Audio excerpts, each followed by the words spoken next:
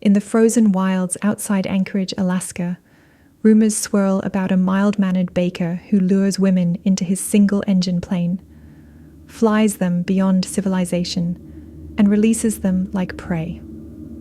Tonight, one unsuspecting dancer accepts his offer of easy money and disappears into the spruce-choked darkness. Only she isn't as helpless as he believes. I never liked small planes. Even before Evan Baxter clamped the canvas cuffs around my wrists, I thought the Cessna felt like a toy, held together by willpower and rust. Its wings trembled in the early October wind as he taxied into the charcoal dawn outside Merrill Field. Anchorage's lights glittered behind us, like a civilization I'd stepped out of by accident. "No one will hear us up there," he said over the prop pitch, voice almost shy, as if he were inviting me to see northern lights instead of abducting me. His glasses reflected the instrument panel in twin green squares. The man looked harmless, paunchy, balding, the kind who blended into supermarket checkout lines. I hadn't wanted his vanilla attention at the bakery where I worked nights, yet here I was, seat-belted, wrists bound, praying the knots would loosen with vibration. The wheels left the runway. My stomach stayed behind. We skirted the Chugach Range for 40 minutes, low enough that spruce spires seemed close enough to graze.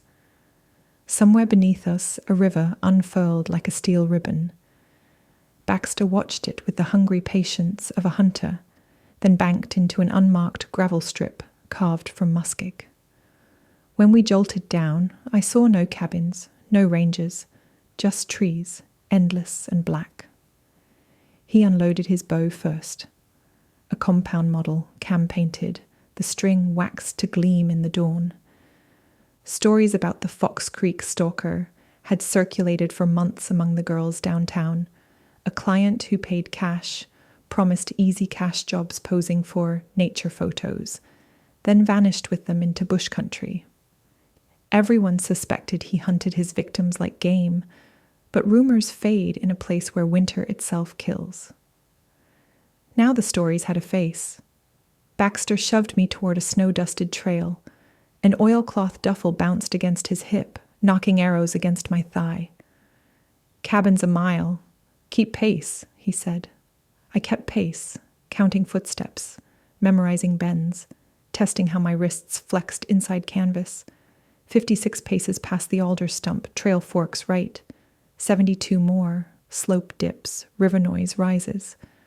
I registered everything because fear sharpened me in ways coffee never could.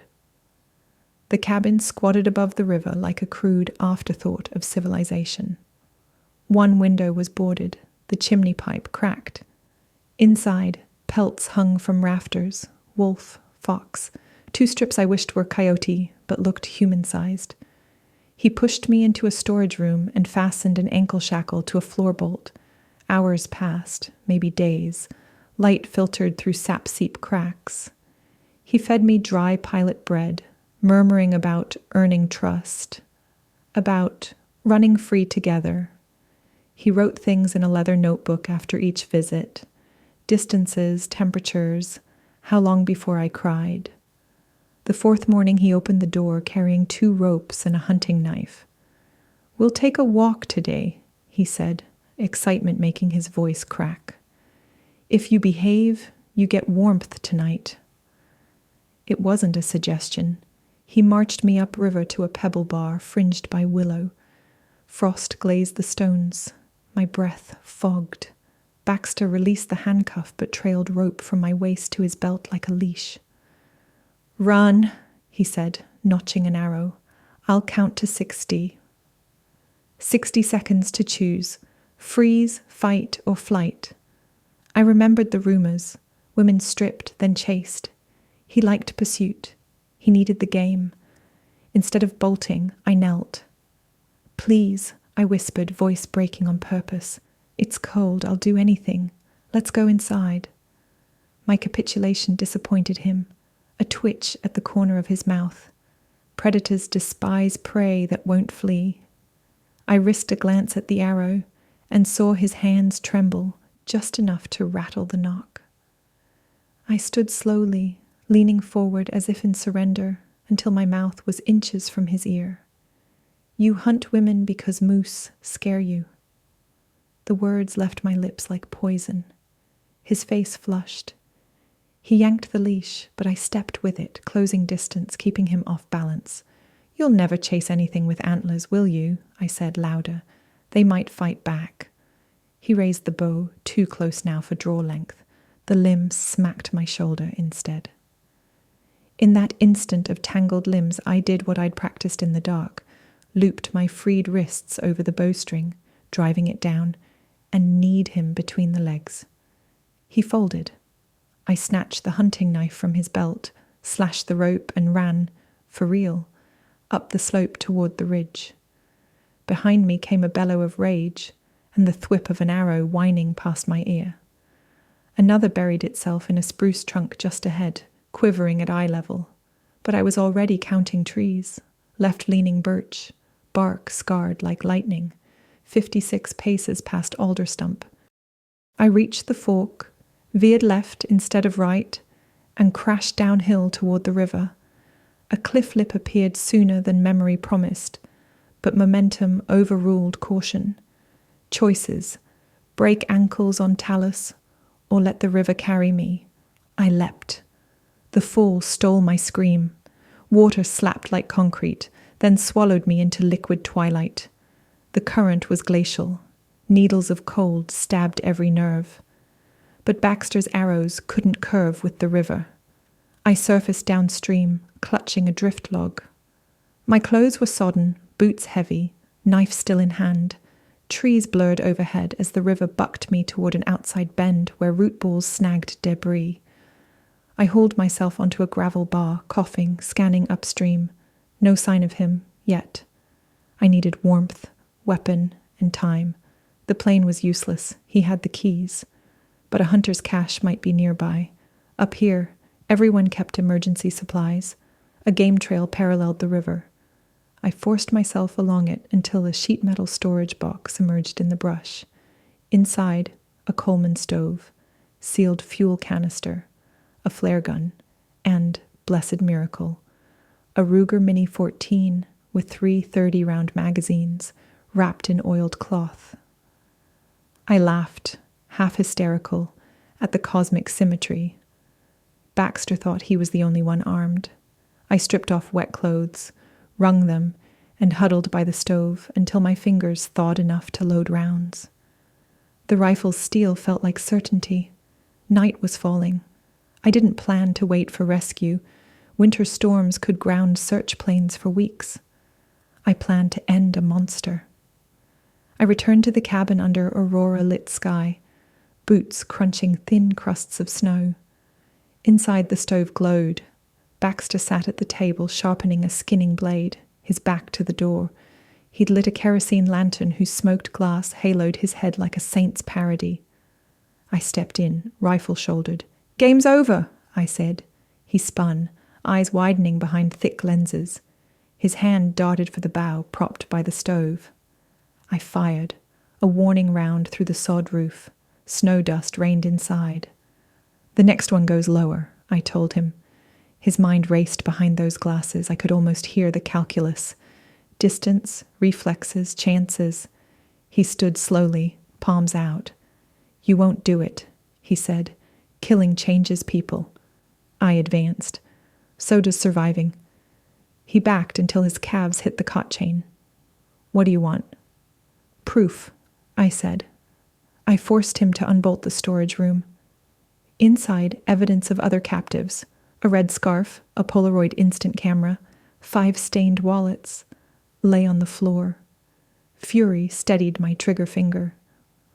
"My God," I whispered, though God seemed absent from this shack. Baxter thought hesitation meant weakness. He lunged, grabbing for the rifle barrel. The muzzle jerked skyward. A round punched through rafters.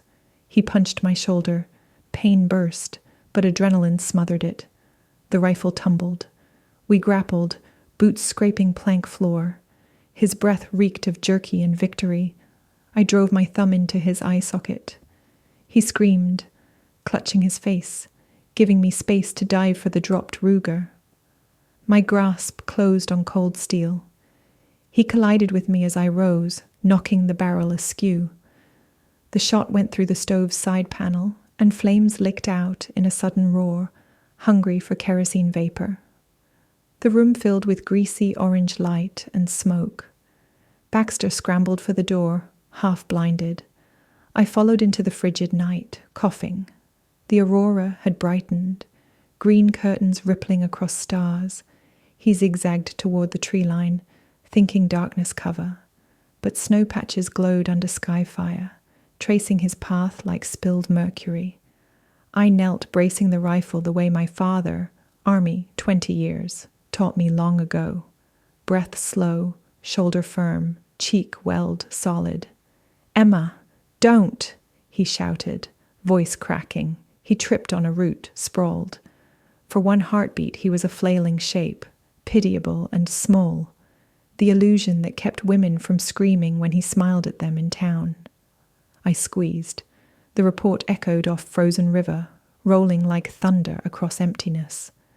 Baxter jerked, collapsed, twitched once. Silence swallowed him, broken only by the fire crackling behind me as the cabin began to burn. I approached carefully. The bullet had entered high in his back and exited through the chest, steaming in the cold. No more guesses. He was gone. A raven swooped overhead, cawing. Even scavengers had opinions. I took his notebook from his pocket. Inside, every girl's name, date, latitude, longitude, trophy notes. The pages fluttered in wind like a priest's stole. The fire spread, sparks whirling into sky. I left it burning. May the smoke summon rangers, troopers, anyone. I trudged upriver toward the airstrip before exhaustion set talons into my bones. Halfway there, I paused beneath the aurora. Green light bathed my arms, rifle, the bloody snow. I raised the flare gun and fired. The crimson star shot upward, painting an ugly scar beneath the aurora's dance, an SOS written across heaven. They found me at dawn, search pilots diverted by the flare's afterglow. Paramedics wrapped me in quilts and hot IVs. A trooper asked questions. I answered until words blurred. 3 weeks later, I sat in an Anchorage courtroom as detectives catalogued Baxter's crimes. The prosecutor called me the linchpin. I thought of sinew, bowstring, bones splitting. Maybe the word fit. People asked how it felt to kill him. I told them it felt like breathing after being held underwater too long. Painful, necessary, a rush of bitter air. But some nights, when wind rattles my apartment windows like Cessna wings, I hear Baxter counting, 1, 2, 3, somewhere in those pines beyond memory. I remind myself the count stops at 60 only if I let it, and I get up and I turn on every light. Survival is not a finish line. It's laps around a track no one else can see. Yet each time I pass the spot where he fell, I leave another weight behind. I am lighter these days, and he is buried under an unmarked drift, somewhere out on Fox Creek, waiting for a spring that will never come.